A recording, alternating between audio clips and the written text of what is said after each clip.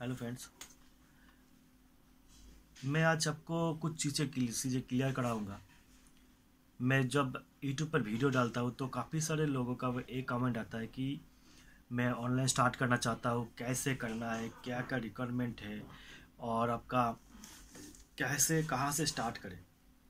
ठीक है, तो आज पूरा डिस्कस करेंगे शुरू से लेकर एंड तक। आप अगर मतलब एक अच्छे खासा बिजनेस भी कर सकते हो, प्रोफेशनल बिजनेस बना सकते हो, तो उसको कैसे कैसे कौन सी चीज़ों का फॉलो करना है, तब भी आपको आपका बिजनेस जो ग्रो करेगा। ठीक है, तो सबसे पहले तो आपको जीएसटी लेना है। जो प्लेटफॉर्म में आप सेल करना चाहते हो उस प्लेटफॉर्म में अकाउंट ओपन करना है, प्रोडक्ट सेल का डिस्पैच करना है, अर्न करना है। ठीक है, ये तो काफ़ी सिंपल चीज़ हो गया, लेकिन इसको अगर डिटेल्स में बताएंगे ना तो आपको सुनना होगा। पहले देखिए, आपको जीएसटी ले लिया। जीएसटी के लिए तो आपको जब अप्लाई करेंगे तो कुछ दिन बाद आपको जीएसटी जब आ जाएगा तो आप मान लीजिए उसके बाद आपको सेल करना है ऑनलाइन। ऑनलाइन में ट्रेंड कौन चल रहा है? मीशो सबसे फास्ट चल रहा है अभी मेरे हिसाब से। हालांकि मैं किसी के जार्ज नहीं किया, किसी किसी को मतलब एग्जाम नहीं किया कौन सा कैटेगरी किया, लेकिन मेरे हिसाब से अभी मीशो ट्रेंड में है। ठीक है, सबसे पहला है। दूसरा है मीशो। मीशो के बाद है फ्लिपकार्ट, उसके बाद अमेजोन।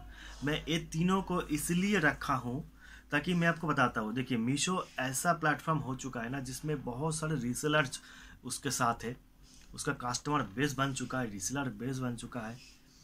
और फ्लिपकार्ट अभी एक नया एप्लीकेशन लॉन्च किया है जिसका नाम है शॉप्सी। शॉप्सी के थ्रू उसने क्या किया कि उसने मीशो का कमीशन तो अभी 0 है, तो फ्लिपकार्ट ने भी 0% कमीशन करके उसका जो एक शॉप्सी रीसेलिंग एप्लीकेशन लॉन्च कर दिया है। तो इसमें समझने की बात यह है, अगर फ्लिपकार्ट के जैसा इतनी बड़ी ब्रांड है जिसका इतना बड़ा कस्टमर बेस था ऑल ओवर इंडिया में, तो वो अभी मीशो को क्यों फॉलो कर रहा है? इसमें समझने वाली दो चीज़ें हैं। एक तो है, मीशो अभी रीसेलिंग प्लेटफॉर्म होने की वजह से बहुत बड़ा customer base and reseller base बना चुका है। दूसरा है, 0% कमीशन होने की वजह से बहुत सारे सेलर्स को उन लोगों ने उसके अंदर ऐड कर चुका है। तो दूसरा है जो पॉइंट है इसमें, अगर आपके पास कस्टमर बेस है, रीसेलिंग बेस है, लेकिन आपके पास सप्लायर्स नहीं है, सेलर्स नहीं है, तो आप कैसे बेचेंगे? क्योंकि मीशो हो, फ्लिपकार्ट हो, अमेजन हो, तो खुद का प्रोडक्ट नहीं बेचता। खुद का प्रोडक्ट देने में इतने सारे प्रोडक्ट देना उसके लिए पॉसिबिलिटी नहीं है।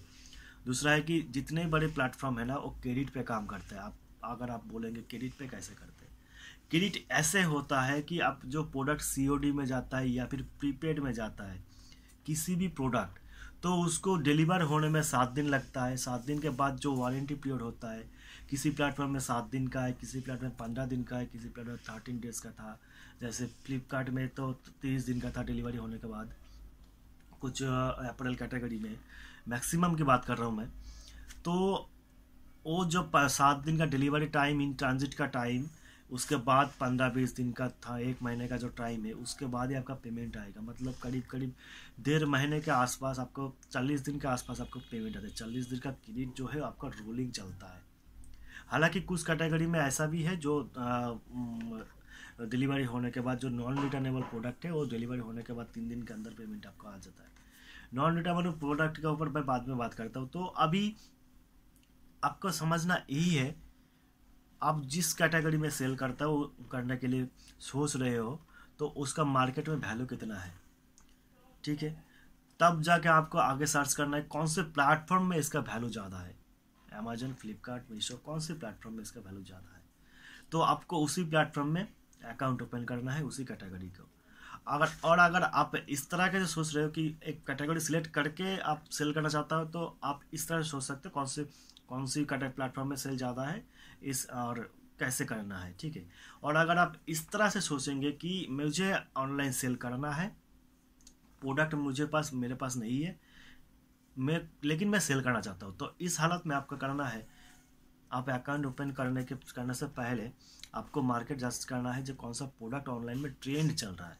मतलब किसका कौन सा प्रोडक्ट का अमाउंट, मतलब वैल्यू ज़्यादा है, मतलब डिमांड ज़्यादा है, कस्टमर ज़्यादा ढूंढता है, रीसेलर भी ज़्यादा ढूंढता है, इसका काफ़ी यूज़ है। ऑल टाइम यूज़ है। सबसे बड़ी बात है ये कि ऑल सीजन में जो चीज़ यूज़ किया जाता है ना, उसका डिमांड कभी कम नहीं होता है। जैसे अगर आपने बारिश का मौसम के लिए अपने छाता बेचने का डिसाइड कर लिया, तो ये कौन सी मौसम में, एक तो गर्मी का मौसम में काम आएगा, एक बारिश का मौसम में काम आएगा। उसके अलावा तो छत्ते का कोई काम नहीं है ना। तो आपको इस तरह का प्रोडक्ट ढूंढना है। जैसे आपका ये टी शर्ट हो गया ना, इसका तो वैल्यू मतलब ऑल टाइम रहेगा, चाहे गर्मी है वर्षा हो, ये तो इंसान पहनेगा ही पहनेगा। इसके अगर एक एक आपके, और दूसरी बात है कि किसी इंसान के पास अगर एक टी शर्ट है ना, तो उसके लॉकर में और 2-4 चीज़ें होता है, ठीक है। तो ऐसा नहीं है कि एक प्रोडक्ट उसने खरीद लिया तो दूसरा बार नहीं खरीदेगा, ऐसा नहीं है। आपको जो प्रोडक्ट हाई डिमांड में है, जो ट्रेंड में चल रहा है, आपको उसी प्रोडक्ट को सेल करना है। और इसे जांच करने के लिए आपको मतलब कुछ दिन आप मार्केट ऑब्जर्व कीजिए, जो होलसेलर है उनके पास जाइए, बात कीजिए, मार्केट ऑनलाइन मार्केट भी फॉलो अप कीजिए। मार्केट फॉलो करने के लिए मैं आपको एक छोटा सा, बहुत बड़ी चीज़ है लेकिन छोटा सा एक पॉइंट से भी आप शुरुआत कर सकते हो। इसको मार्केट फॉलो अप करने के लिए आपको बस कुछ प्रोडक्ट को, जो होलसेलर के पास जाते हो ना, उनको जो प्रोडक्ट बेचता है, वो प्रोडक्ट आप ऑनलाइन सर्च करो करके, आप रिव्यू रेटिंग को नंबर जो है उसको फॉलो कर लो, उसको डेली देखते रहो कि दिन में कितना रिव्यू रेटिंग बढ़ रहा है। आज अगर 10 था, कल 15 हो गया है। आप एक रिव्यू रेटिंग पे आप 5 गुना लगाओ, क्योंकि जितने भी सेलर्स हैं ऑनलाइन में, उनको हिसाब ऐसे रहते हैं कि 5 प्रोडक्ट बेचेंगे तभी एक रिव्यू रेटिंग आएगा, ठीक है। हालांकि ये पॉजिटिव बात है, अगर नेगेटिव बात है, नेगेटिव कमेंट आएंगे तो एक में से एक ही आ जाएगा। तो एज ए सेलर मेरा एक्सपीरियंस है, आप 3 पकड़ के चलो, मतलब 3 प्रोडक्ट बेचेंगे तो आपके पास एक रिव्यू रेटिंग आएगा। तो ये बोलने का मतलब यही है कि अगर आपको जो प्रोडक्ट आप फॉलो अप कर रहे हो, उसमें जितने भी दिन में बढ़ रहा है ना, अगर एक प्रोडक्ट में एक अगर रिव्यू रेटिंग बढ़ा है तो उसके साथ 3 गुना करो। 10 रिव्यू रेटिंग बढ़ रहा है तो आपको 3 गुना करो, तभी आप जान सकते हो कि एवरेज कितना सेल हो रहा है। अगर 10 रिव्यू रेटिंग आ रहा है तो 3 गुना करके 30, मतलब उसका पर डे 30 का ऑर्डर आता ही आता होगा। इस हिसाब से भी आप मार्केट का जितने भी डिमांड है वो आप ऑब्जर्व कर सकते हो। और अगर ऑब्जर्व करना ही है तो पूरा ध्यान इसमें लगा के आप मतलब 2 महीना, 1 महीना काफ़ी है। अगर आपका प्रोडक्ट सिलेक्शन सही है तो 1 महीना काफ़ी है मार्केट ऑब्जर्व करने के लिए। तो उसको आप मार्केट ऑब्जर्व कीजिए, उसका डिमांड बेचिए, देखिए उसका कीवर्ड कितना है, कौन सी कीवर्ड में ज़्यादा सेल हो रहा है।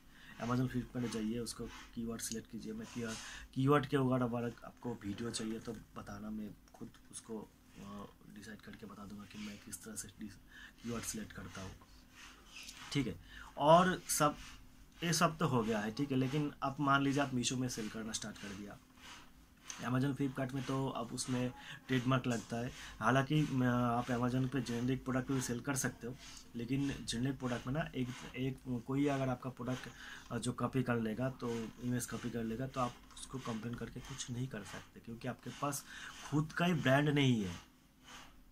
तो कंप्लेन कैसे करेगा, मतलब आपके पास खुद का घर नहीं है, तो आप किसी और के कैसे कंप्लेन करें कि वो मेरा घर छीन लिया है, इस तरह से, है ना। तो आप किसी भी प्लेटफॉर्म में, अगर जैसे अमेजन, फ्लिपकार्ट, पेटीएम, इसमें अगर सेल करना है तो आप ट्रेडमार्क के साथ ही सेल कीजिए, तभी आपका कोई कंपनी जो है, कोई इंसान जो है आपका इमेज कॉपी नहीं कर सकता, मैपिंग नहीं कर सकता, कंपटीशन नहीं बढ़ सकता। और इसके बाद आपको, अगर आपने मीशो में सेल करने का स्टार्ट कर लिया, तो मीशो में तो ईजी है, आप सीधा GST लिया और अपने अकाउंट ओपन करके ही आपको बेचना स्टार्ट कर सकते हो, ठीक है। और इसके बाद आपको अगर मीशो में सेल करना स्टार्ट कर दिया है, तो आपको ग्रो कैसे करना है, सबसे बड़ी बात।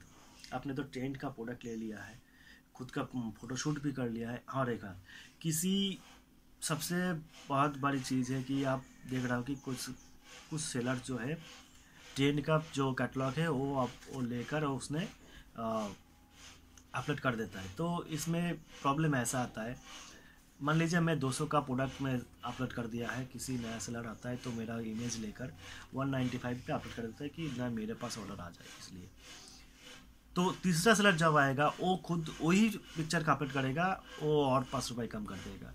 तो धीरे धीरे क्या होगा कि आपका जो मार्जिन है वो कम होता जाएगा, आपका ऑर्डर्स वॉल्यूम जितना है कम हो जाएगा, मतलब इतना कंपटीशन बढ़ जाएगा कि आप परेशान हो जाओगे। तो मेरा मानना है कि अगर आपको खुद का यूनिक बिजनेस करना है तो आप खुद फोटोशूट करो, क्योंकि मीशो ऐसा प्लेटफॉर्म है जहाँ पे आपको कुछ मॉडल का क्राइटेरिया नहीं है, आप इमेजेस को फोल्ड करके भी फोल्ड इमेज देकर भी कर सकते हो, और आपको बैकग्राउंड का भी अवॉइड करने का ज़रूरत नहीं है। तो इशू क्या है, आप बस आपका प्रोडक्ट जो है उसको मोबाइल से फ़ोटोशूट करो, अपनी तरीके से करो यार। कोई आपका हर बंदे का कैमरा पकड़ने का एंगल अलग अलग होता है, किसी का भी एक नहीं होगा, ठीक है। तो खुद का फ़ोटोशूट करो, वो यूनिक होगा।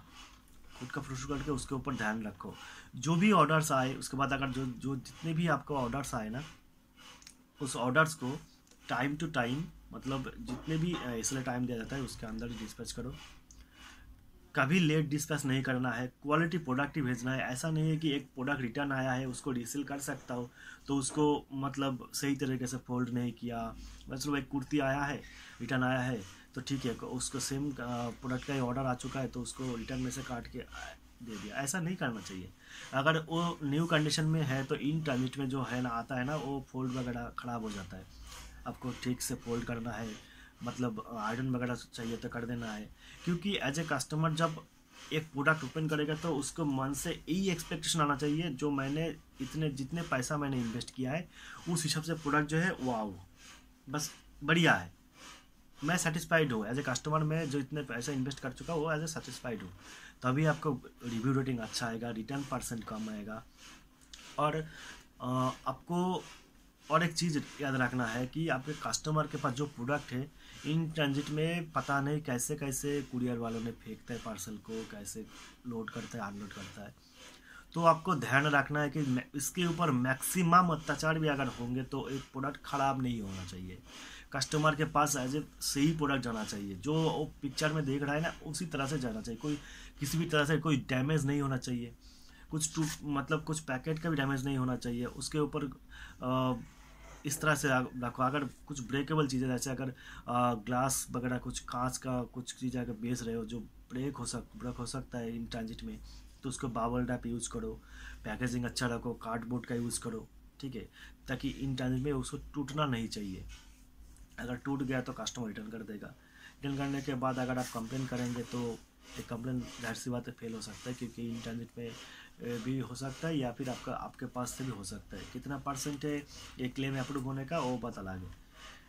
तो मान लीजिए आपने सही प्रोडक्ट भेज दिया, उसके बाद क्वालिटी आपका प्रोडक्ट जो क्वालिटी प्रोडक्ट, हाँ और एक है, आप किसी भी टाइम आपको जब बिजनेस स्टार्ट कर रहे हो तो आप किसी भी टाइम कुछ भी लो क्वालिटी का प्रोडक्ट मत बेचिए।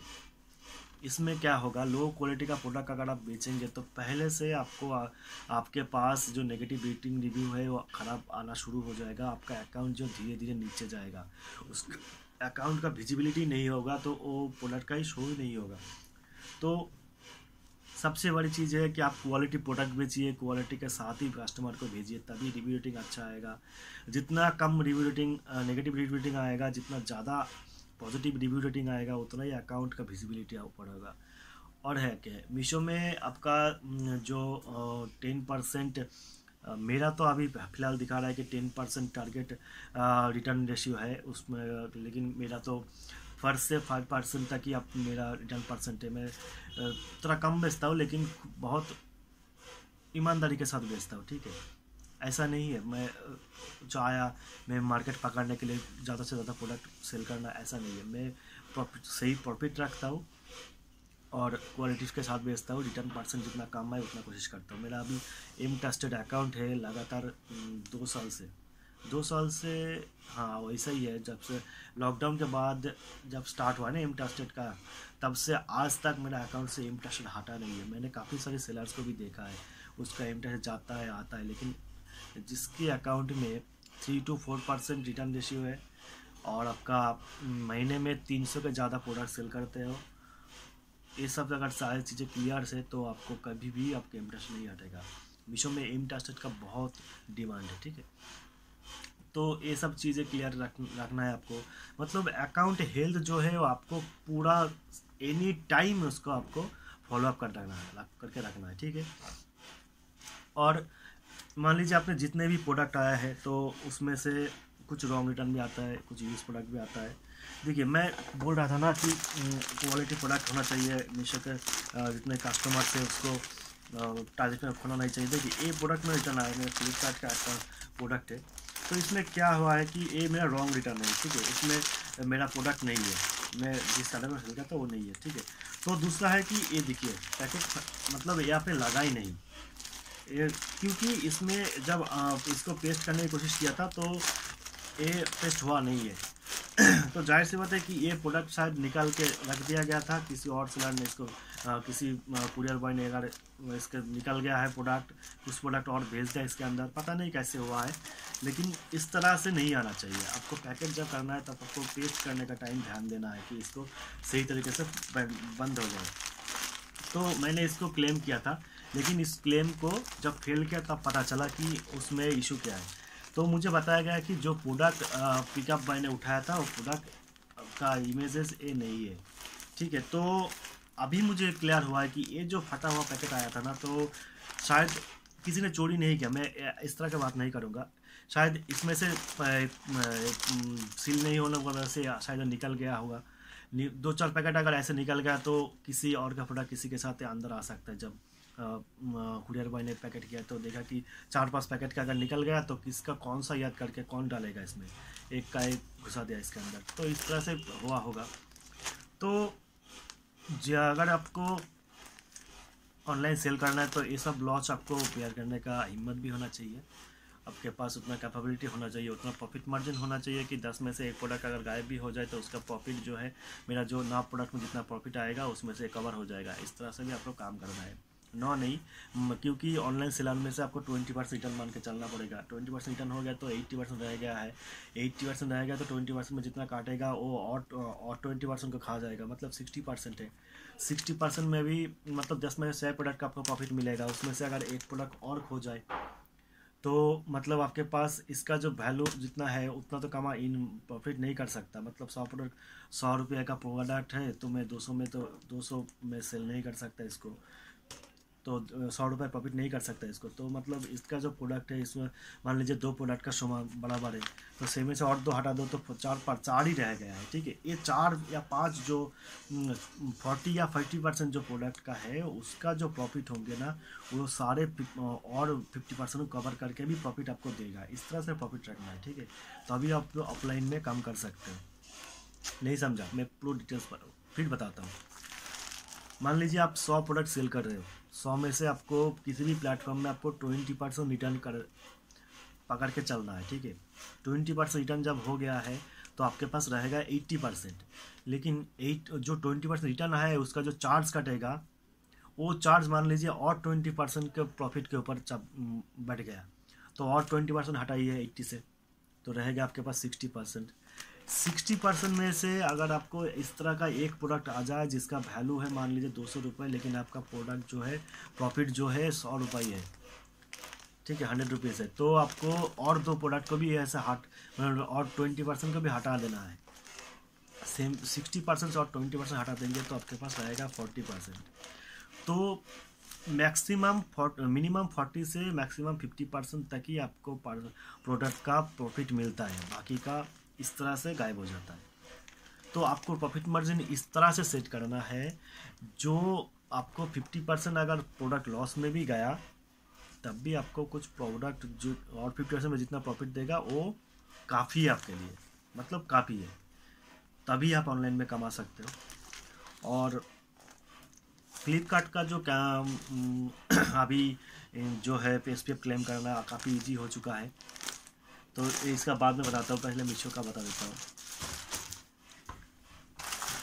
देखिए अगर ये मीशो में ऐसे ये मेरा एक प्रोडक्ट है, इसको मैं बाहर से इसको जब हाथ लगाऊंगा तभी मुझे पता चल सकता है कि इसमें जो मैं जिस कैटेगरी में सेल करता हूँ वो प्रोडक्ट इसमें नहीं है, ठीक है। क्योंकि मुझे पता है मेरा प्रोडक्ट कितना बेस का है, कितना, मतलब अगर आप शू बेच रहे हो ना तो ये पैकेट देख के आपको लगेगा कि ये शू है इसके अंदर, नहीं ना। तभी तो जो सेलर है उसको नॉलेज होता है। अगर आप खुद पैकेट कर रहे हो, खुद सेल कर रहे हो, आपके पास वर्कर कम ही है, या फिर आप पहले से कर रहे हो उस प्रोडक्ट, अभी आपके पास वर्कर है लेकिन पहले नहीं था, तो आपके खुद का एक्सपीरियंस होंगे कि इसको कैसे, मतलब किस तरह से पैकेट किया था, कितना देख के पता चल सकता है इसके अंदर क्या है। तो देखिए, सबसे पहले बात तो ये जो सिलोला का ढक्कन है इसको उठा देता हूँ।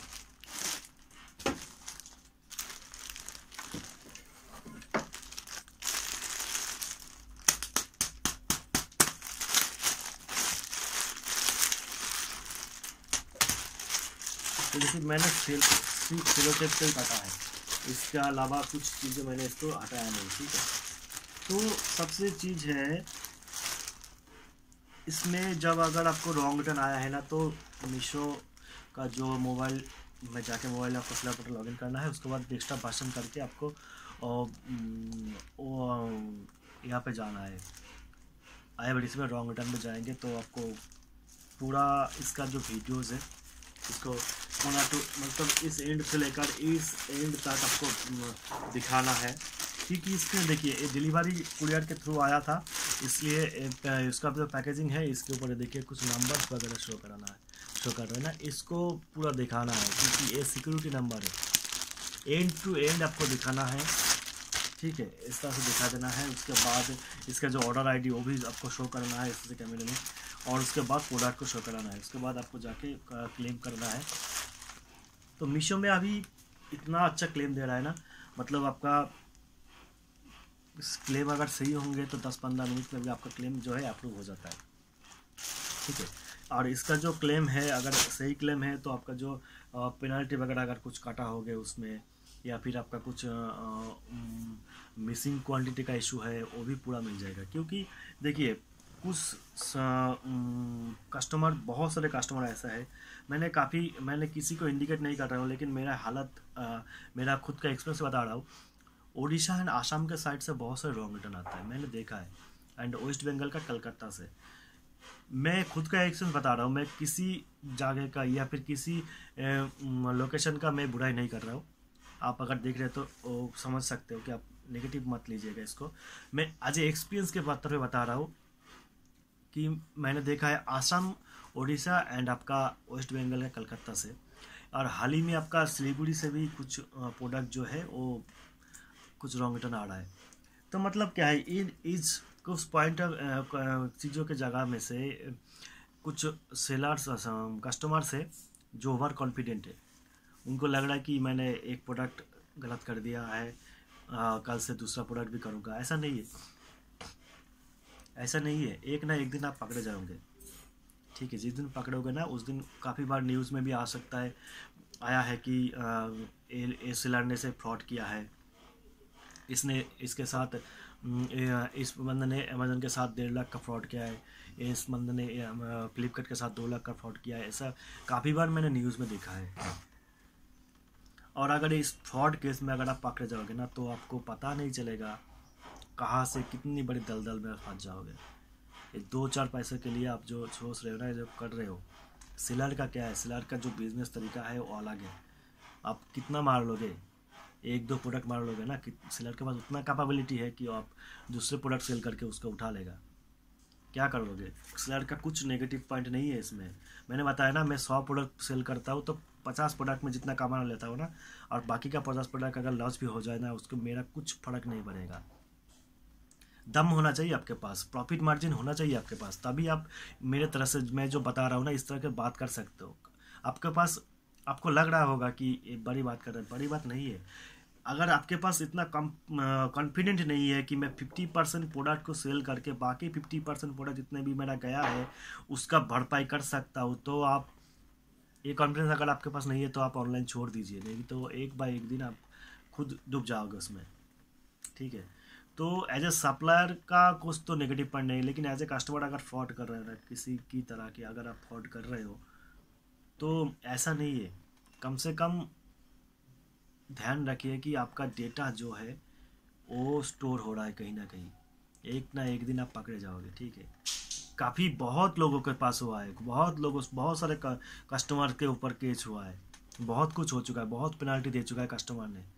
मेरा खुद का एक्सपीरियंस है। अगर आपको चाहिए तो अगर आप गूगल में जाके सर्च कीजिए फ्रॉड कस्टमर कंज्यूमर कोर्ट या फिर fraud customer punishment and example, अब बहुत सारे केस मिलेंगे आपको। ठीक है, इस तरह से कीवर्ड्स आप सर्च कीजिए गूगल में जाके, बहुत सारे मिल जाएगा। एंड जो बता रहा हूँ ना, आसाम, वेस्ट बंगाल, आपका उड़ीसा, मैंने जितने भी एग्जाम्पल देखा है नेट पर बहुत सारे कस्टमर के साथ, तो इसी स्टेट में बहुत ज़्यादा हुआ है। तमिलनाडु में बहुत कम है। चेन्नई का देखिए, तमिलनाडु का क्या है, वहाँ पे बहुत सारे एजुकेटेड लोग हैं, ऐसा नहीं है, उसका एजुकेटेड परसेंटेज भी बहुत ज़्यादा है। वो लोग उन लोगों के पास पैसा है, उन लोगों के पास दिमाग है, क्यों ख़राब करेगा लोगों का। तमिलनाडु का जो है, तो आपको ऐसा नहीं करना चाहिए। अगर आप कस्टमर्स हो तो अगर आपको चाहिए तो परचेस कर लो, क्या होगा, कुछ नहीं होने वाला। इसमें क्या रखा है इसमें फ्रॉड करके। तो छोड़िए, थोड़ा जज्बाती हो गया था मैं, क्योंकि मैंने काफ़ी बार फेस कर चुका हूँ।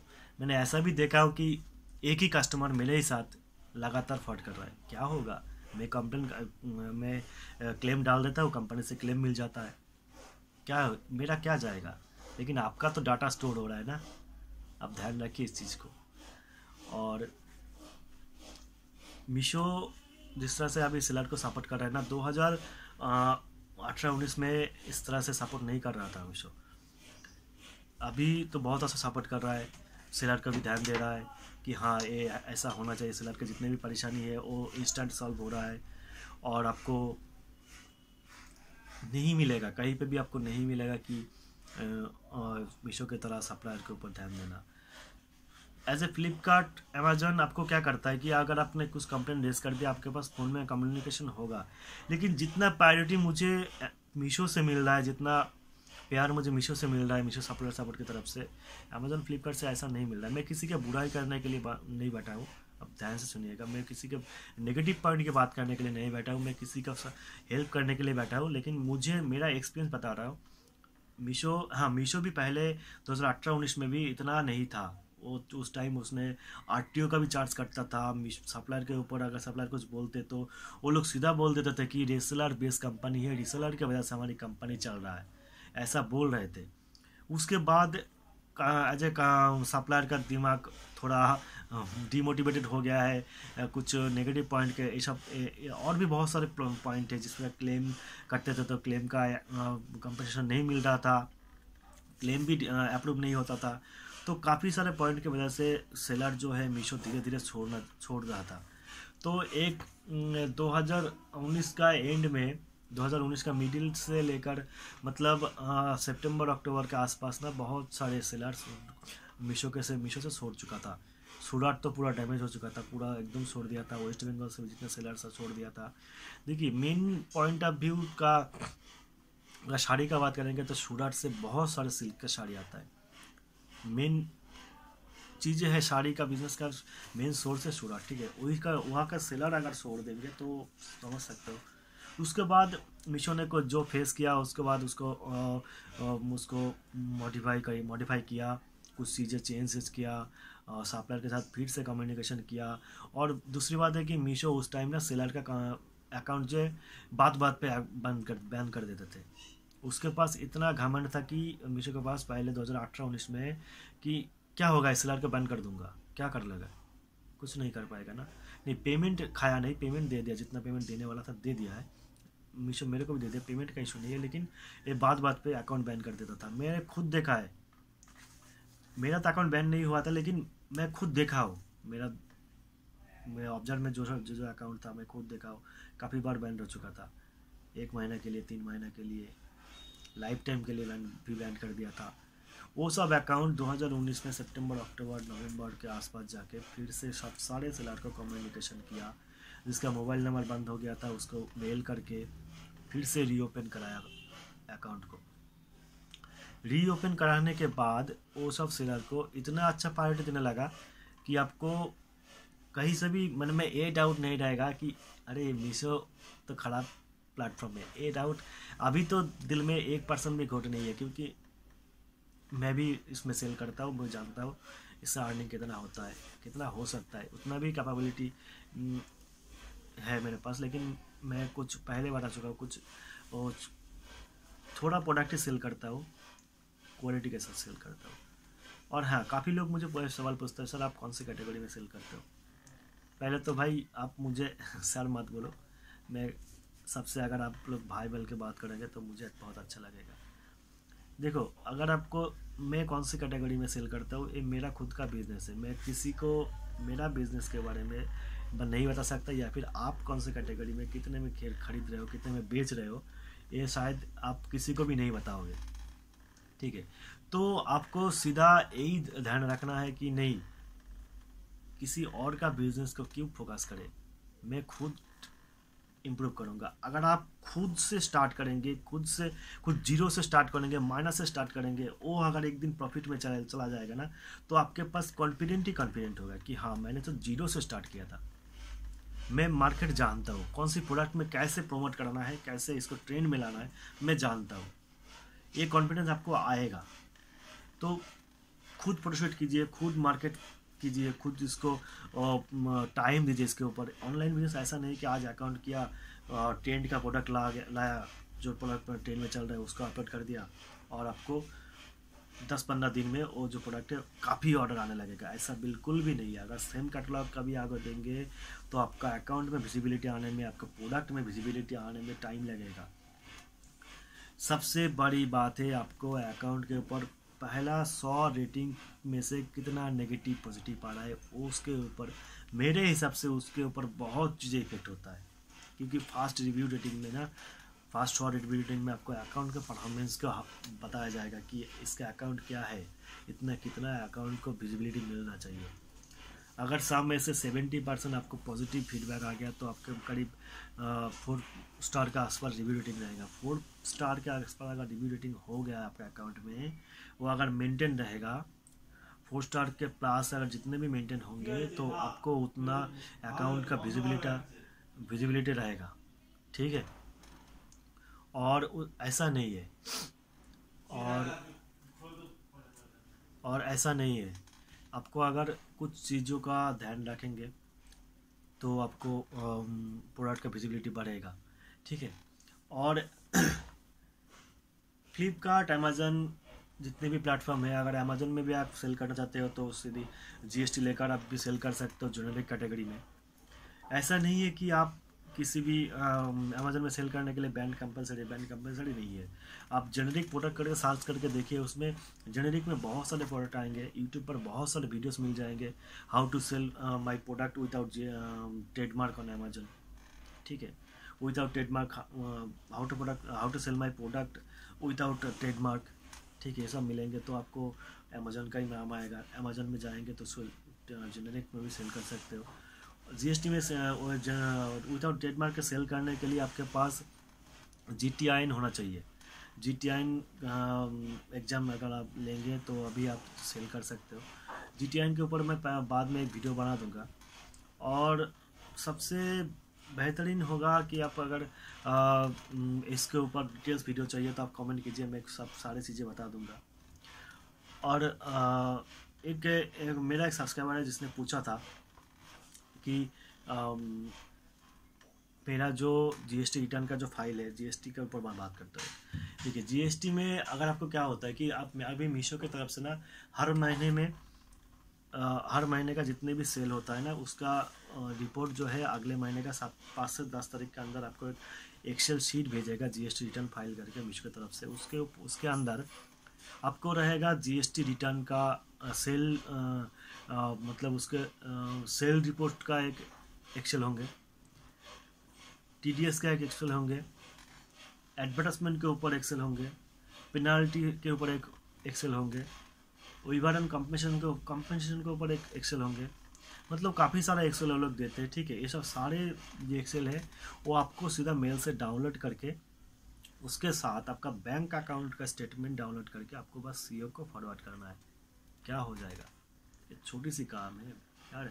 ये अगर नहीं करोगे ना तो 1 महीना, 2 महीना, 3 महीना जब जाएगा, 3 जब जाएगा ना, 1 3 गया, 2 3 गया, आपने GST फाइल करा ही नहीं, तो एक ना एक दिन आपको GST के ऊपर से पेनाल्टी आना स्टार्ट हो जाएगा। उस दिन आपको समझ में ही नहीं आएगा कि इतना सारा पेनाल्टी किस लिए लगा है।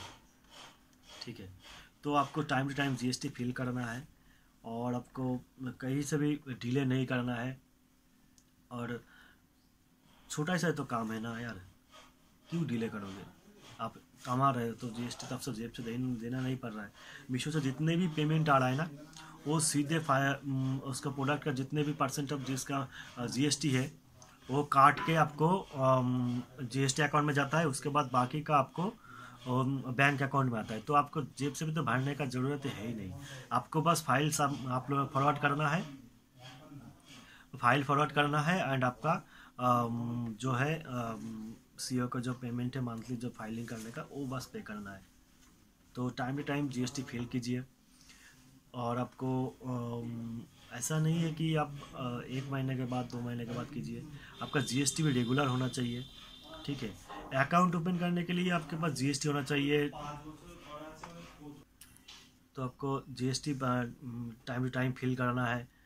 तो ऐसा नहीं है कि आप अगर 1 महीने के 2 महीने के बाद अगर फिल करेंगे तो आपको पेनल्टी नहीं लगेगा, पेनल्टी ज़रूर लगेगा, डे बाय डे हिसाब से लगता है। और इसमें से आपको सीधा इफेक्ट पड़ेगा। ठीक है, एक ना एक दिन जीएसटी के ऊपर इफेक्ट पड़ेगा। आपको आईटी फाइल भी क्लियर रखना है, सारी चीज़ें क्लियर रखना है, तभी आपको स्मूथ बिजनेस कर पाओगे। क्योंकि अगर अब ये सब चीज़ें अगर क्लियर नहीं रहेगा तो ईयर एंडिंग जब आएगा ना, ईयर एंडिंग में आपको पेनल्टी वगैरह लग सकता है। ठीक है, ऐसा मत लगाओ जीएसटी वगैरह से उसको खिलवाड़ मत करो, टाइम टू टाइम फिल करो। एंड आपको कहीं पे भी आपको सारी चीज़ें फिल करके देना है। और अभी आपका अगर अमेजन फ्लिपकार्ट की बात करेंगे तो अमेजन में तो अकाउंट क्रिएट करना काफ़ी इजी हो चुका है। और फ्लिपकार्ट में भी इजी, जो बच्चों का खेल जैसा है। एक मेरा फ्रेंड है, मतलब फ्रेंड नहीं बोलूँगा, मैं एक यूट्यूबर को फॉलो करता हूँ, तो उनको मैंने देखा था, काफ़ी सारे वीडियोस इसके ऊपर बना सकता है। और आपको ट्रेंड का प्रोडक्ट जो है वही फोकस करना है, ट्रेंड में कौन से प्रोडक्ट चल रहा है। ठीक है, आपको अगर जितने भी प्रोडक्ट रिटर्न आ रहा है उसका क्लेम टाइम टू टाइम कीजिए। क्लेम का छोड़ मत दीजिएगा। कि अगर क्लेम करने में डिले करेंगे तो आपको जाहिर सी बात है कि आपको नहीं मिलेगा, अमाउंट नहीं मिलेगा, लॉस होता जाएगा। और आपके पास अगर स्टॉक होंगे तभी आप प्रोडक्ट को डाल दीजिएगा। अगर स्टॉक में ही नहीं है तो अगर हैंड स्टॉक नहीं है तो अपने ऑनलाइन में स्टॉक दे दिए। आपको उसका प्रोडक्ट अगर आ गया तो ऑर्डर अगर आ गया तो आपको उसको कैसे करेंगे, कैसे फिल करेंगे। ठीक। और दूसरी बात है कि अगर अकाउंट मैनेजमेंट के ऊपर अभी मीशो में क्या है, मीशो में आपको अकाउंट मैनेजमेंट का सर्विस दे रहा है, वो पेड सर्विस है। अगर आपको चाहिए तो आपका अकाउंट के ऊपर पॉपअप आ रहा है, जब भी लॉगिन करेंगे तो आपके ऊपर पॉपअप आएंगे। तो पॉपअप क्लिक करके आपको अकाउंट मैनेजमेंट का सर्विस अगर चाहिए तो उस पर क्लिक कीजिए, तो आपको सर्विस मिल जाएगा। पहले तो फ्री ऑफ कॉस्ट था, अभी भी फ्री ऑफ कॉस्ट है, कुछ सेलर्स को भी है, कुछ पेड सर्विस भी है, जो आपको चाहिए लीजिए। क्योंकि अकाउंट मैनेजर के सिवाय आपको सेल करना, कौन से प्रोडक्ट में कब एडवर्टाइजमेंट कराना है, कितने प्रॉफिट मार्जिन रखना है, तो आपको काफ़ी दिक्कत होने वाला है। ठीक है, और जहाँ मतलब सीधा ऐसा नहीं होना चाहिए कि आप ऐसा मत सोचो कि अपने अमेजन फ्लिपकार्ट मीशो में सेल करना चाहते हो तो ये लॉस मेकिंग प्लेटफॉर्म है, ऐसा नहीं है। किसी भी प्लेटफॉर्म में कभी भी अगर सेल करना चाहते हो आप, तो वो कभी लॉस मेकिंग प्लेटफॉर्म नहीं है। आपको बस इतना ध्यान रखना है, आपको जितने भी प्रोडक्ट है, जितने भी प्रोडक्ट आपको सेल हो रहा है उसका सही से रिटर्न लीजिए, सही से क्लेम अप्रूव कीजिए। आपको इसमें कोई कहीं से भी कोई झोल मत कीजिएगा, ऑनेस्ट रहिएगा, कस्टमर के पास सही प्रोडक्ट भेजिएगा तो आपको रिव्यू रेटिंग बहुत अच्छा आएगा। और मैंने खुद जब एक्सपीरियंस किया था कि देखिए, मैं जब स्टार्ट किया था 2018 में, तब मैं मतलब बिल्कुल जीरो से स्टार्ट किया था। मेरे पास कुछ एक्सपीरियंस भी नहीं था। मैं जब जिस इलाका से हूँ यहाँ पे भी कोई ऑनलाइन सेलर भी नहीं था, ना तो अमेजन फ्लिपकार्ट मीशो में कहीं नहीं था, कोई भी नहीं था 2018 में। ठीक है, मतलब हेल्प करने के लिए आपके पास कोई नहीं था। मैं जब स्टार्ट किया तो मैंने मार्केट ऑब्जर्व किया, मैं काफ़ी होलसेलर के पास गया, कौन सा प्रोडक्ट कितना स्टॉक होना चाहिए, कौन सा प्रोडक्ट ला के अगर रखेंगे। मैंने पहले सोचा था कि फूड कैटेगरी में बहुत सा डिमांड है, तो फूड कैटेगरी में मैं सेल करना चाहा। तो मैंने जब ऑनलाइन फ्लिपकार्ट में सबसे पहले तो मैंने फ्लिपकार्ट में अमेजन अकाउंट खोला था। तो फूड कैटेगरी में इशू क्या है, आपके पास फसी का लाइसेंस होना चाहिए। मतलब फूड का एक लाइसेंस आता है फसी बोल के, उसमें लाइसेंस होना चाहिए आपके पास। वो लाइसेंस तभी अगर आपके पास होंगे तो अभी प्रोडक्ट को सेल कर सकते हो। दूसरा है कि आपको जिस देखिए फूड में क्या है ना, कुछ ब्रांडेड माने जो प्रोडक्ट को सेल करते हैं। अगर अमूल दूध बेचना है, मिल्क पाउडर अगर बेचना है तो अमूल कंपनी का सबसे बड़ा मार्केट है, आप इसको पकड़ सकते हो। लेकिन आप मार्केट से अमूल कंपनी का मिल्क पाउडर लेके आया, उसका प्रोडक्ट जो है इमेज फोटोशूट करके अपलोड कर दिया, तो ये आपको अकाउंट के ऊपर रेस्ट्रिक्शन आ जाएगा। क्योंकि जो अमूल एक ब्रांडेड कंपनी रजिस्टर्ड है, ट्रेडमार्क में रजिस्टर्ड है। तो आपको अगर सेल करना है तो उस कंपनी से आपको ऑथोराइजेशन लेटर लेना होगा, तभी आप सेल कर पाओगे। नहीं तो अगर इस तरह से अगर अपलोड कर दिया, आपके पास प्रोडक्ट आ गया है एंड आपको आपने ऑर्डर को डिस्पैच कर दिया, स्टार्ट कर दिया, लेकिन कुछ दिन बाद आपका तभी या फिर कुछ दिन बाद आपका अकाउंट के ऊपर कुछ इम्पैक्ट आएगा, आपके पास सोचा जाएगा कि आपको ऑथराइजेशन लेटर देना है, परचेस इनवॉइस देना है, तभी आपको जो अकाउंट है रहेगा। तो और इसमें मैंने देखा कि नहीं, इसने बहुत बड़ा पंगा है। तो मैंने उसके पास गया, मैं एक कॉस्मेटिक्स के दुकान पे। तो कॉस्मेटिक्स में तो सबसे बहुत ज़्यादा क्या चलता है, बॉडी स्प्रे, उसके बाद आपका नेल पॉलिश, ठीक है। तो ये सब सारी चीज़ें जो है ना बहुत अच्छा चलता है। तो इस सारे चीज़ के लिए सेम क्राइटेरिया है, जिसका प्रोडक्ट ब्रांड का आप सेल करोगे उसका आप ऑथराइजेशन लेटर होना चाहिए। तो मैंने सोचता क्या करना है, क्या किया जाए। तो मैंने लास्ट में 2 महीना ऑब्जर्व करने के बाद मैंने खुद डिसाइड किया कि नहीं, मुझे क्लॉथिंग में आना है। क्लॉथिंग में डिमांड पे तब दिमाग में आया कि हाँ, एक कुर्ती वगैरह जो है ना, ये बहुत अच्छा सेल होता है। तो मैंने कुर्ती वगैरह तो डिसाइड कर लिया था कि कुर्ती वगैरह सेल करना है। कुर्ती में जितने भी प्रोडक्ट है उसका कुछ ऑथराइजेशन लेटर नहीं होना चाहिए, क्योंकि उस प्रोडक्ट के ऊपर ब्रांड का नेम नहीं होता है ना। तो आप अगर प्रोडक्ट कहीं से भी लेके आया, उसके ऊपर खुद का लोगो लगा दिया, खुद का स्टिकर वगैरह डाल के आप जी10 लेके अमेजन में सेल कर सकते हो। तो मैंने कुर्ती स्टार्ट किया, तो वो बिज़नेस भी नहीं जमा मेरे से, क्योंकि जो मेरा जो सप्लायर्स था, मेरे मेरे मान लीजिए कि कुर्ती का एक साइज़ इशू होता है ना। साइज़ में क्या है, अगर आपके पास एक कलर का 5 size, small, medium, large, XL, double XL, मतलब मिनिमम 5 आपको पास साइज होना चाहिए एक कलर में। तो अगर 5 कलर आपके पास साइज होंगे, तो आपको पता है कि रेड कलर का XL, M, L and XL जो है, मतलब ये दो साइज़ का प्रोडक्ट आपको बहुत ज़्यादा चल रहा है। तो मैंने जिस सप्लायर से ले रहा था, मैंने उसको बताया कि मुझे इस कलर का ये 2 साइज़ मुझे चाहिए। तो सप्लायर बोलने लगा कि नहीं, मुझे आप सिर्फ ये 2 साइज़ में नहीं बना सकता। तो उसके साथ मुझे कम्युनिकेशन में एंड आपका बिजनेस में काफ़ी प्रॉब्लम आने लगा। तो मैंने सीधा वो सप्लायर को छोड़ दिया। उस सप्लायर को छोड़ने के बाद इस वजह से था, उसको तो जमा नहीं बना के दिया, ओनली 2 साइज़। लेकिन मेरा क्या है ना, मैंने यूनिक पूरा ढूंढा था, इसलिए उसके पास जो डिज़ाइन था वो किसी और के पास नहीं था। इस वजह से मुझे वो उस प्रोडक्ट को ही छोड़ना पड़ा। तो उसमें कुछ लॉसेस हुआ। उसके बाद मैंने कुछ और प्रोडक्ट में गया, उसमें भी सेम क्राइटेरिया था कि नहीं, इस प्रोडक्ट में तो इतना नहीं हो सकता। लेकिन बाद में मुझे एक सप्लायर अच्छा मिला, उन्होंने बोला कि नहीं भाई, आप एक काम करो, इसका 200 रुपये प्राइस है, आप 200 पास करके दो। 200 पास करके देने के बाद आपको जो साइज़ चाहिए, जितने भी चाहिए, आप बोलो, मैं बना दूंगा।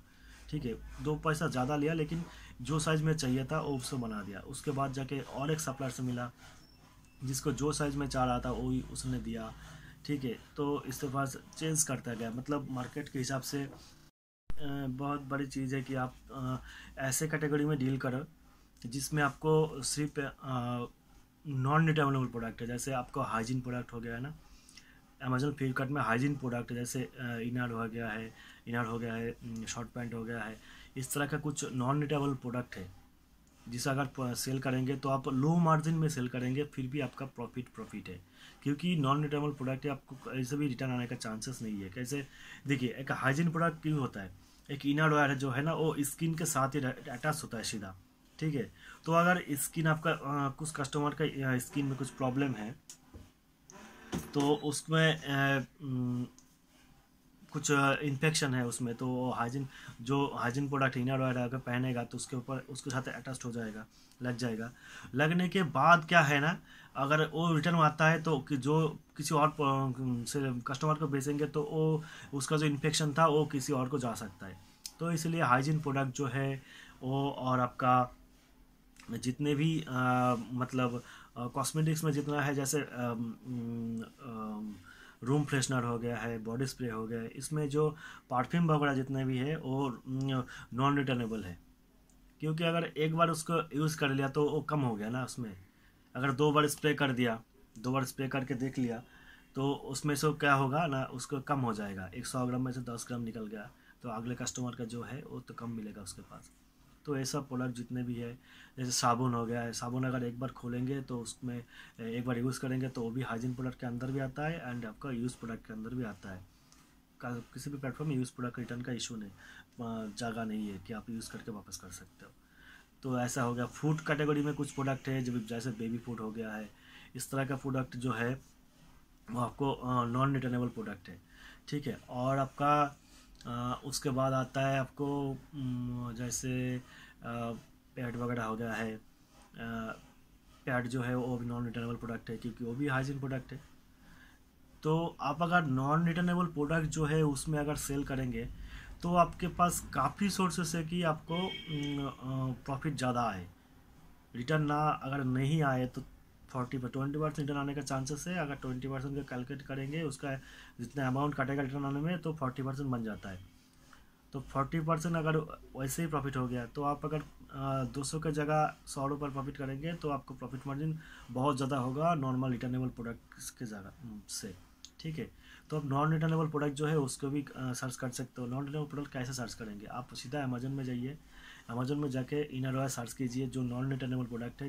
देखिए रिटर्नेबल प्रोडक्ट के पास नॉन रिटर्नेबल प्रोडक्ट दिखाएगा जो प्रोडक्ट में, उसमें एक छोटा सा क्वेश्चन मार्क है, उस पर क्लिक कीजिए तो नो मोर का ऑप्शन आएगा। नो मोर क्लिक कीजिए, उसमें एक टोटल डिटेल्स खुल के निकल के सामने आएगा कितने चीज़ें हैं नॉन रिटर्नेबल प्रोडक्ट।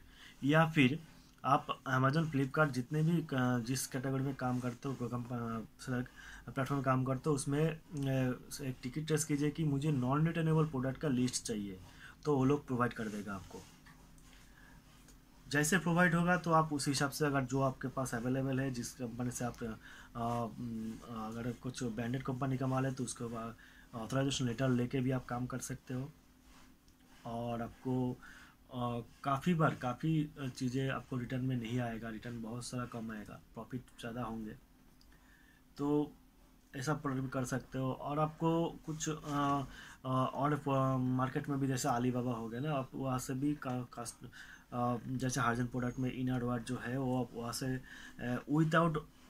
विदाउट लोगो, विदाउट कंपनी का नेम बना लगा हुआ चीज़ आपको मिल जाएगा। वो आप उठा सकते हो, इसे उठा के आप खुद का ब्रांड बना के प्रमोट कर सकते हो। लेकिन हाँ क्वालिटी अच्छा देख के लेना, ऑनेस्टली लेना, क्योंकि अगर आप क्वालिटी के साथ नहीं जाएंगे तो आपका बिजनेस एक ना एक दिन नीचे आ जाएगा, ठीक है। तो बहुत अच्छा होगा कि आप उसको देखिए, उसको मतलब एडजस्ट कीजिए, उसको सप्लायर से डील कीजिए, उसका प्रोडक्ट लेके आइएगा एंड आपको उसको सेल करने की कोशिश कीजिए। खुद यूनिक ब्रांड बनाओ ना, आपका खुद का जो प्रोडक्ट है वो खुद प्रमोट करो, खुद चीज़ें बनाओ, अपने हाथों से करो। अगर आपको कुछ प्रॉब्लम हो रहा है तो सप्लाई सपोर्ट में टिकट टेस्ट करो, वो आपसे मिल जाएगा। ट्रेनिंग चाहिए तो ट्रेनिंग के लिए आप बोलो कंपनी को, आपको ट्रेनिंग भी दे देगा कैसे कैसे करना है, कैसे ग्रो करना है। कौन सी फ्लिपकार्ट में तो बहुत सारे ऑप्शन है, जैसे प्रमोशन का ऑप्शन है, 10%, 5%, 20%, 30% का डिस्काउंट का ऑफर है। आपके पास अगर 50% प्रॉफिट मार्जिन है तो आपको 10% डिस्काउंट दे ही सकते हो उस चीज़ को। इस कूपन कोड अप्लाई करो, अमेजन में कूपन कोड होता है, कूपन कोड बनाओ, उसको प्रमोट करो, प्रमोशन में डालो, तभी आपको जो है दिन पर दिन आपको जितने भी अकाउंट है वो धीरे धीरे ऊपर आएगा। पहले से स्टार्टिंग में इतना नहीं चाहिए, पहले जितने भी स्टार्टिंग है, स्टार्टिंग में आपको उतना कैपेबिलिटी नहीं होगा कि आप ज़्यादा से ज़्यादा प्रोडक्ट को एडवर्टाइजमेंट करो, आपको ज़्यादा से ज़्यादा आप प्रमोट करो प्रोडक्ट को, ठीक है। तो आपको टाइम लगेगा, दिन दिन जब बीतते जाएंगे आपको एक्सपीरियंस ज़्यादा होगा, आप उसको मतलब दिन पर दिन आपको उसको और भी ज़्यादा इंक्रीज़ कर सकते हो। तो धीरे धीरे आप जब एक एक्सपर्ट बन जाओगे, मार्केट के ऊपर डिमांड कौन से बड़ा डिमांड में है, कौन से बड़ा ट्रेंड में है, वो ढूंढने का तरीका आपको मिल जाएगा, तभी आप मतलब प्रोडक्ट को सेल कर सकते हो। देखिए, आप अगर एक बिज़नेस ग्रो कराना चाहते हो ना, तो वो सबसे बहुत बड़ी चीज़ है। ऐसा होता है कि आप क्या करो, पीछे बोलने वाले लोग बहुत होंगे। अगर इंसान तो इंसान है, अगर कुत्ते पीछे से भौंकेंगे तो कुत्ते की तरफ मत जाओ, उसको अवॉइड करके जाओ। क्या होगा, कुत्ते के ऊपर अगर अटेंशन दोगे आप तो वो चीज़ सही नहीं होगा, उसको छोड़ दो। जो भौंकने वाला है पीछे भौंकेंगे, ठीक है। देखिए, एक इंसान आपके ऊपर तभी मतलब हिंसा करता है, मतलब आपको क्या बोलूँ, जलता है आप किसी बंदे आपसे ऊपर, जब वो आपके बराबर के नहीं आ पाता है। मैं खुद देखा हूँ यार, मैं मेरा एक्सपीरियंस बहुत ही ख़राब है, बहुत ख़राब रहा है। मतलब आप छोटी सी अमाउंट के लिए आपको एक जगह में से अगर निकाल दिया जाए या फिर हटा दिया जाए, तो वो जो पनिशमेंट है ना, उससे आप मतलब एक मोटिवेशन के तरह पे लोगे कि हाँ, आज मेरे पास ये नहीं है, क्यों नहीं है, मैं क्यों नहीं कर सकता, इनके पास क्यों है, ये तो मेरा बराबरी का एज का ही है। तो अपने आप को कभी छोटा मत समझिए,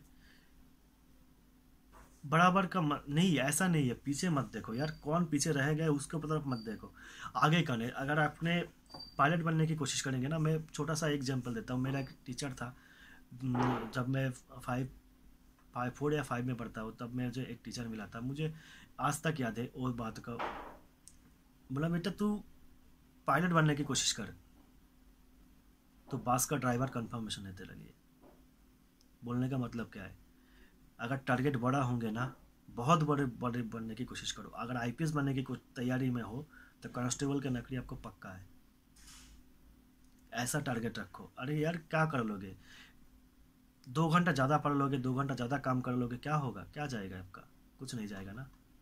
मेहनत करो यार, टाइम बचाओ। पीछे जो भूखने वाला है भूखने दो उसको, क्या कर लेगा वो, बोलेगा पीछे। बहुत सारे नेगेटिव, अगर नेगेटिव चीज़ अगर दुनिया में नहीं है तो पॉजिटिव का कोई वैल्यू नहीं है।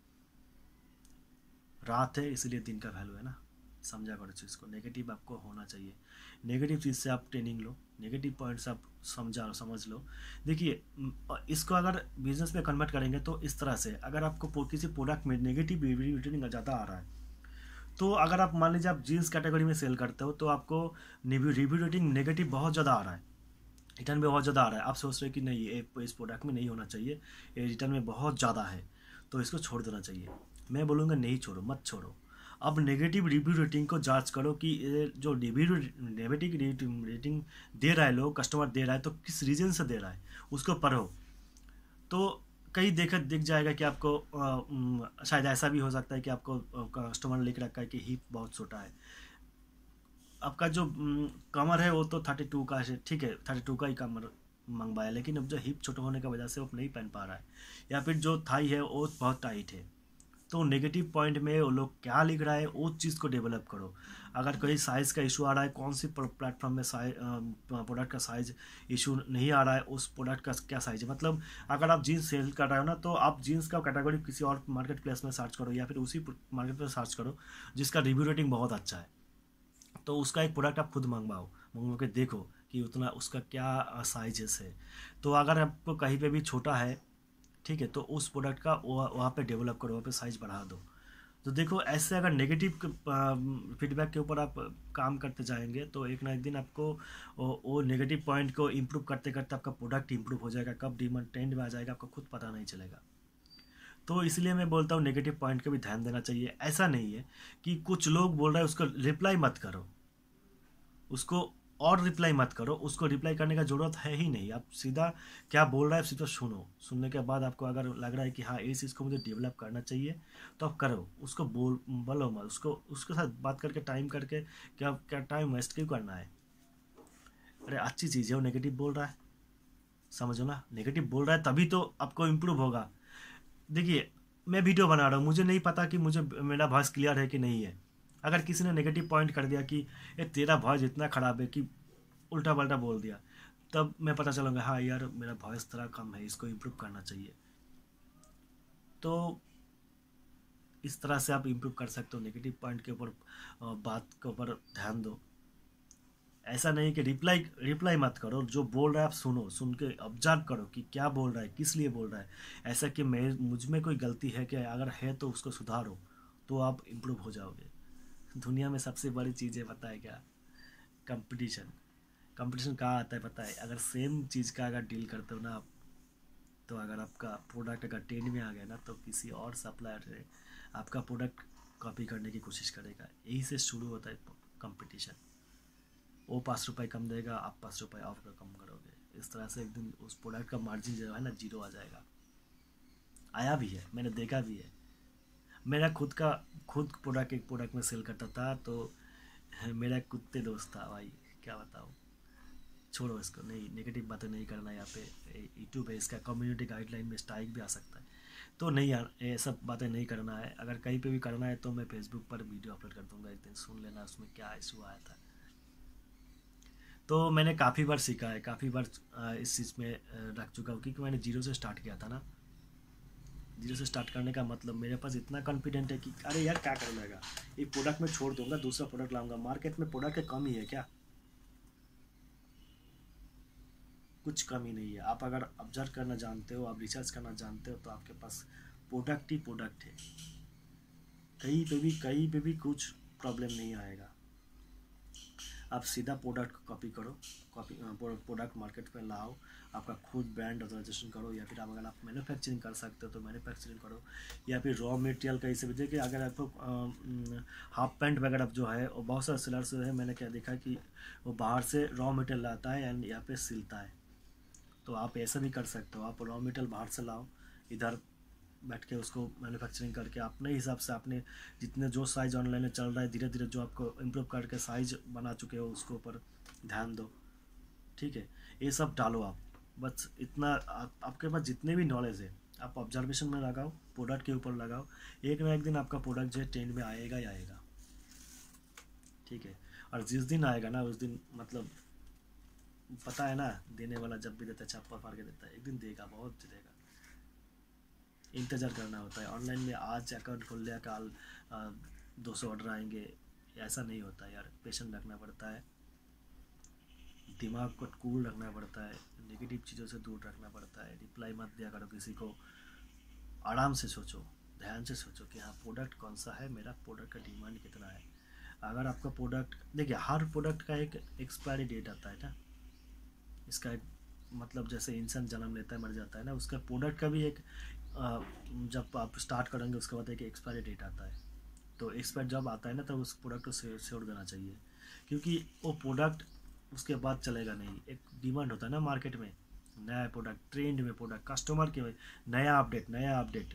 फ़ोन में जैसा अपडेट आता है ना, वैसे ही नया बाइक का अपडेट, नया फ़ोन का अपडेट, नया ड्रेस का अपडेट। अपडेट है मतलब इंसान अभी इतना अपडेट के ऊपर भूखा है ना, क्या बताओ। अपडेट भाषण के ऊपर बहुत सारी डिमांडेड है। तो आपको प्रोडक्ट को भी अपडेट करना है, इन्वेंट्री को ज़्यादा से ज़्यादा बढ़ाना है। अगर आपका इन्वेंट्री में 2000 के आसपास प्रोडक्ट है,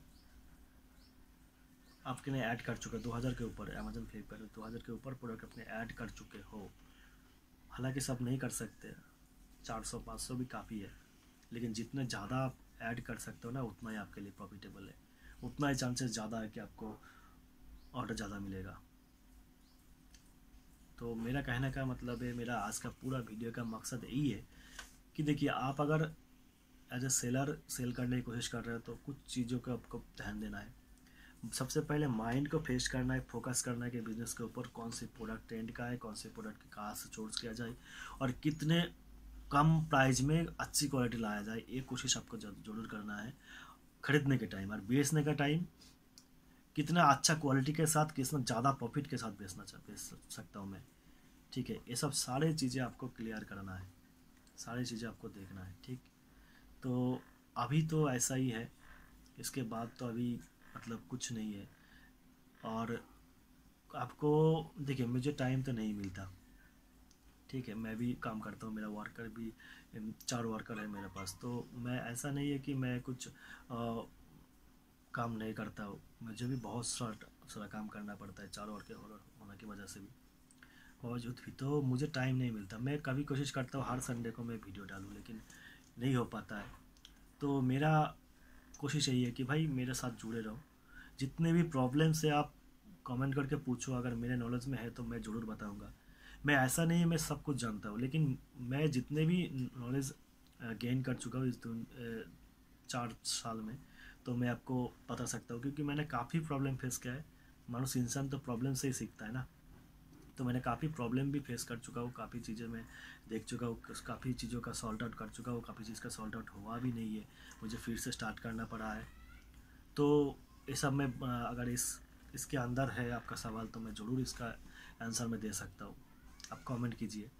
और मैं सोच रहा था कि हर संडे को एक Q&A लाइव आओ, Q&A क्वेश्चन को लेकर लाइव आओ। तो अगर आपको Q&A के ऊपर वीडियोस चाहिए तो आप मुझे कमेंट कीजिए, मैं Q&A के ऊपर भी एक वीडियो बनाऊँ, लाइव बनाऊँ, या वो तो संडे भी हो सकता है, या फिर शनिवार रात को भी, सैटरडे रात को भी हो सकता है आफ्टर 10 PM। ठीक है, तो आप जैसा चाहिए आप बताओ। मुझे अगर करना चाहिए चीज़ कि नहीं करना चाहिए, या फिर करना है तो कौन सी डेट में करना चाहिए, आप मुझे बताओ, मैं उसी हिसाब से करूँगा। और सबसे बेहतरीन चीज़ क्या बताए, कम्युनिकेशन एक बहुत बड़ा चीज़ है। अगर आपको किसी बायर ने भी आपको कमेंट कर रखा है कि भाई ये प्योर कॉटन का है कि प्योर सिल्क का है, इसका डायमेंशन कितना है, ये सब कमेंट अगर आता है ना, तो उसको कमेंट पे रिप्लाई ज़रूर देना। ठीक है, अगर एक बार आपने रिप्लाई दे दिया, वो मार्केट प्लेस में ऐड हो गया है, वो रिप्लाई क्वेश्चन एंड आंसर सारा लाइफ टाइम रहेगा जब तक आपका अकाउंट रहेगा। तो ये सब सारे चीज़ के ऊपर आप फॉलो ज़रूर कीजिए। ऐसा नहीं कि आप अगर आज स्टार्ट करेंगे कल छोड़ देंगे। एक टाइम का, 1 महीने का, 2 महीने का ऑब्जर्वेशन का बिजनेस प्लेटफॉर्म में नहीं है।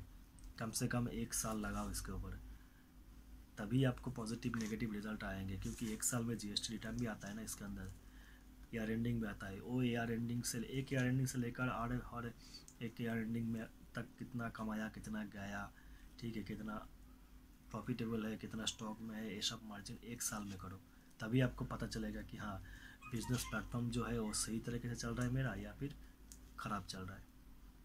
2 महीना, 1 महीने में अगर आप कैलकुलेशन करने बैठोगे तो आपके पास कुछ नहीं रहेगा, आपको नेगेटिव ही दिखेगा।